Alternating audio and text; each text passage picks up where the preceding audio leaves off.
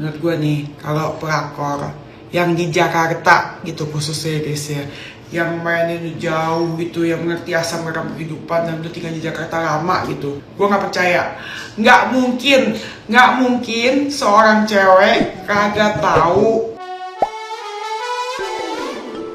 Kasus pernikahan siri Inara Rusli dengan Insanul Fahmi yang belakangan terbongkar telah berbohong mengenai statusnya memicu kontroversi tajam dan mengundang komentar dari berbagai pihak.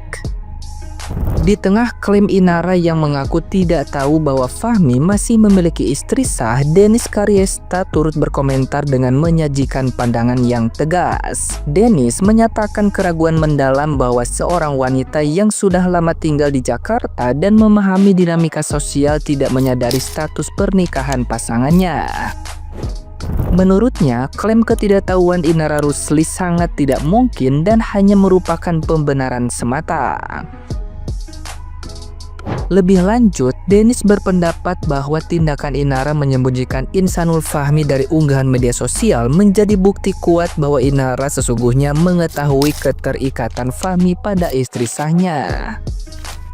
Dennis meyakini menyembunyikan pasangan adalah indikasi sadar akan adanya status terlarang. Oleh karena itu, Dennis menasihati Inara untuk segera menghentikan kebohongan.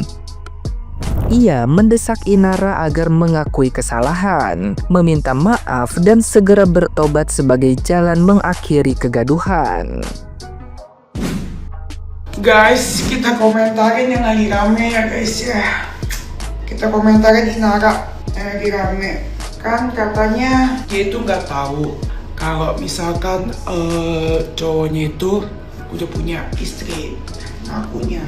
Ya kan, kalau menurut gua nih, kalau pelakor yang di Jakarta gitu khususnya guys ya, yang mainnya jauh gitu, yang ngerti asam garam kehidupan dan udah tinggal di Jakarta lama gitu, gua nggak percaya, nggak mungkin seorang cewek kagak tahu. Asli kagak mungkin seorang cewek itu kagak tahu kalau misalkan dia sama laki-lakinya itu punya bini. Nggak mungkin banget ya. Jadi itu menurut gue itu pembenaran. Jadi menurut gue tuh nggak mungkin banget seorang cewek yang tinggal di Jakarta yang udah pernah mengalami asam garam kehidupan nggak tahu kalau misalkan laki ini punya bini. Kagak mungkin. Ya itu berdasarkan pengalaman. Jadi kalau misalkan dia bilang dia kagak tahu, itu bohong. Ya, kalau menurut gue, kalau gue jadi dia, gue akuin, gue minta maaf, gue tobat. Itu menurut gue ya. Terus udah gitu ya, kagak mungkin lah. Gak mungkin banget, kecuali lu tinggal di dalam perdesaan, ya kan? Lu punya temen, lu gak punya teman sama sekali, gak bergaul dengan dunia luar.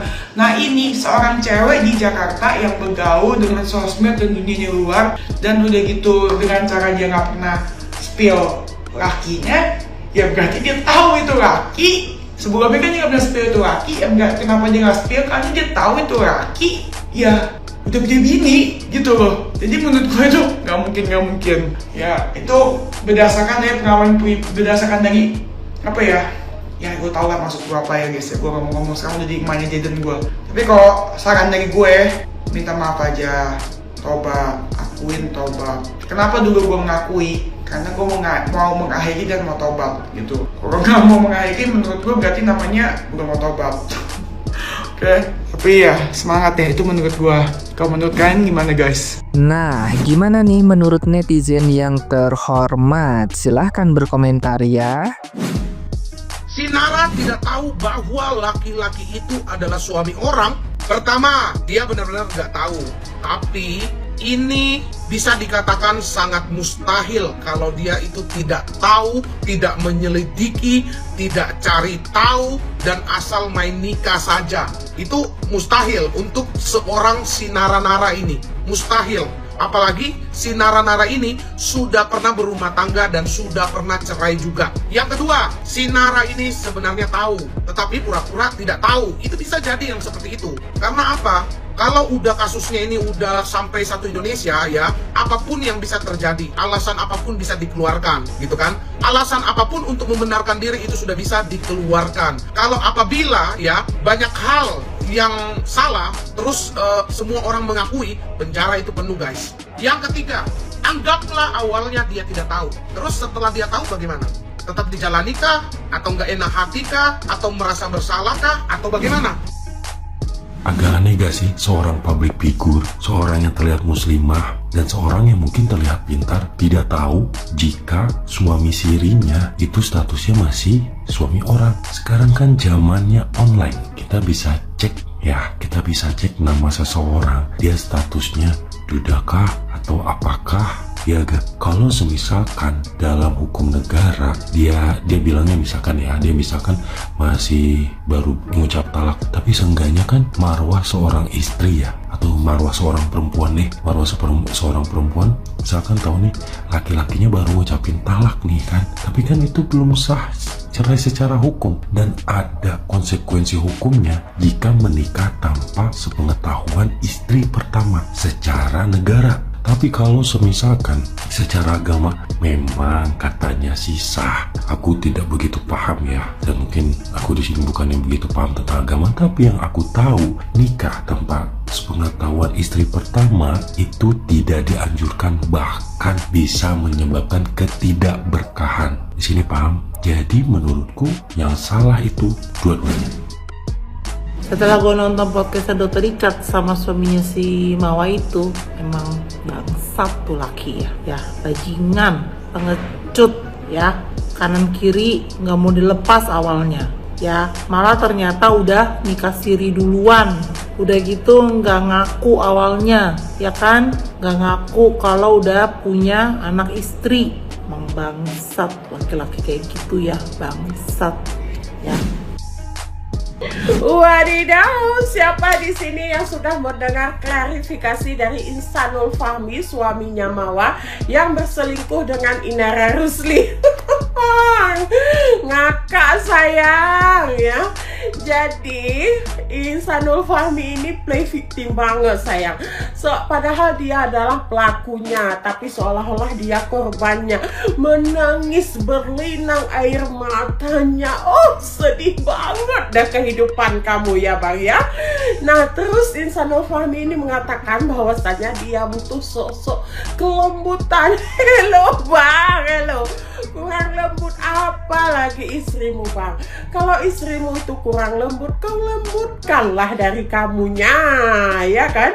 Namanya juga berumah tangga, saling melengkapi, bukan mengganti yang baru bang.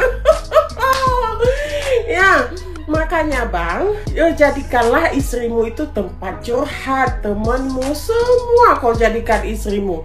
Ya, jangan kau malah curhat ke tempat orang lain. Jangan kau dengarkan curhatan janda di luar. Karena kalau kau dengar curhatan janda di luar, memang sedih banget lah bang, pengen kau nikahin semua. Apalagi Moon Inara Rusli yang soft spoken. Apa nggak meleleh kau bang yang di bawah itu bang? Makanya kalau menggatal aja ya bang. Jangan kau bilang oh inilah kekurangannya, inilah itu. Jangan kau bilang kekurangan istri kau.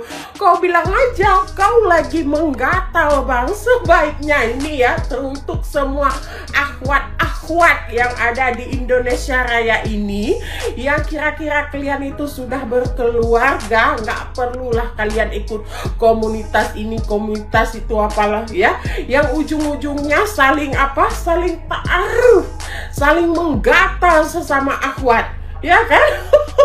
Agak lain memang akhwat ini kadang-kadang ya, saling ta'aruf, ujung-ujung adalah perselengkian. Kalau memang ada komunitas ya udah sama laki-laki aja, jangan digabungkan laki-laki dan wanita, ujung-ujungnya gini, pecah rumah tangga.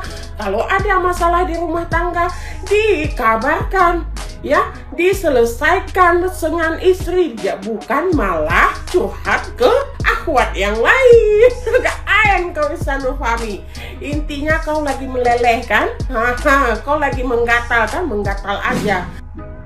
Apa iya mengungkapkan sesuatu ke publik itu termasuk mengumbar aib?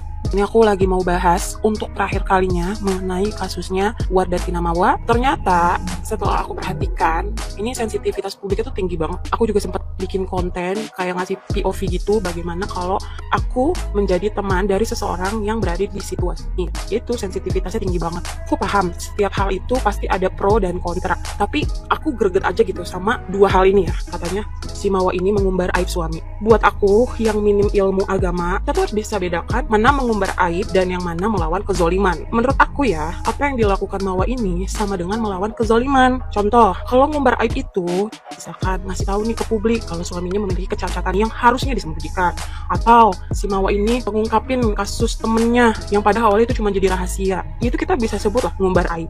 Tapi kalau di situasi si Mawa ini, menurut aku dia sedang melawan kezoliman. Kayak gini, kamu mengalami kekerasan dalam rumah tangga, ya kamu harus sampaikan itu ke orang yang bisa melindungi kamu, entah itu polisi, entah itu orang tuamu, karena kamu sedang melawan kezoliman, sekalipun yang melakukan itu suamimu. Ya sama aja, perselingkuhan itu kan sesuatu yang zolim. Banyak loh netizen itu yang nanya, buktinya apa dong, sebarin dong, tapi dia nggak mau ngasih tahu karena itu bersifat privat dan itu sudah dikasih ke polisi. Artinya dia sebenarnya nggak ngumbar aib kok, dia cuma melawan kezoliman. Dia ngasih tahu untuk memberikan efek jerah kepada yang bersangkutan dan untuk membebaskan dirinya dari kezoliman juga. Kecuali nih si Mawa semuanya tuh dipost, videonya no sensor, bisa itu disebut umbar aib. Terus yang kedua, poligami halal. Aku sama sekali nggak sensi sama poligami, cuman kebanyakan tuh selingkuh dulu, baru endingnya dia dinikahi menjadi istri kedua dan istri pertamanya dipoligami. Kalian ingin menjalankan sunnah Rasul, tapi caranya aja nggak sesuai sunnah Rasul, itu gimana ya maksudnya? Selingkuh itu menyakiti istri, kalau poligami itu nggak menyakiti istri. Karena sebelum kalian poligami nih laki-laki, istri itu sudah diberikan pemahaman, jangan pas mau poligami baru bilang, apalagi sebelumnya udah main di belakang. Jadi selingkuh sama poligami itu beda, jangan dibungkus jadi satu, itu nggak bisa.